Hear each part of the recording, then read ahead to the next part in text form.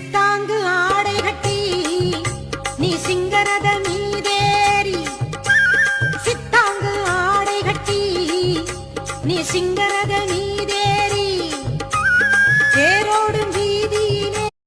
இனிமேல் ஏரியால நம்ம அலப்பறைய மட்டும் பாரு. அப்படி என்ன பெரிய ஊரு பெரிய திருவிழா, எல்லாரும் ஓவரா பில்டப் கொடுக்குறீங்க. எதுக்கு எல்லாரும் 10 நாள் பந்தோபஸ்து போனா? நீங்க போற இடம் சாதாரண இடம் கிடையாது, சிங்கத்தோட கோட்டை. 1000 பேர் அறுவாரோட சுத்திட்டு இருப்பாங்க. இவனுங்க